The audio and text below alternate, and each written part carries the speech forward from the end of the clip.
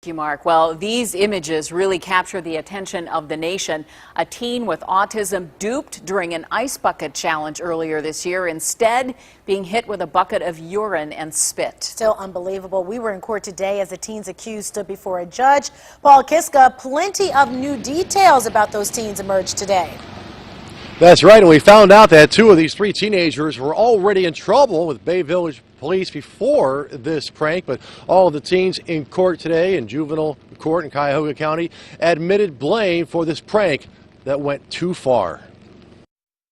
One by one, three teenagers seen walking into juvenile court admitted blame for pouring a bucket of urine and spit on an autistic classmate. You wish to admit to that charge? Yes, sir. Okay. Is that true? Yes, Your Honor. The teens charged with misdemeanor assault and disorderly conduct recorded the prank prosecutors said went too far last August. Defense attorneys said the teens were friends with the victim and they pulled pranks on each other, even played football together in a park recently.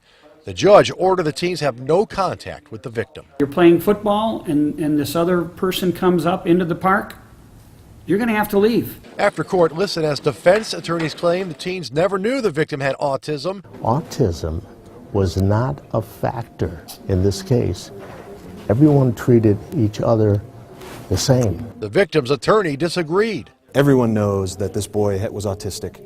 Everyone in the school knew it. It's not an element of the crime. It doesn't have to be proven, right?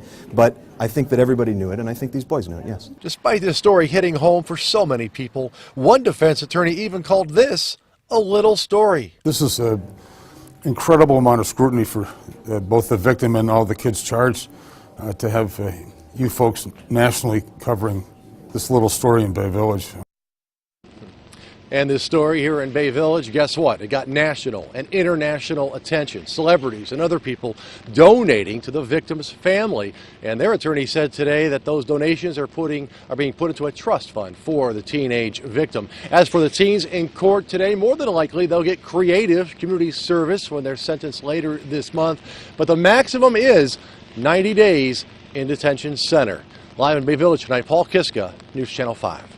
And more information, two of the teens in court today were already on probation, one for possession of marijuana and the other for burning a table at a park. Two other teens were not in court today because they were considered to have minor roles in the prank and received probation.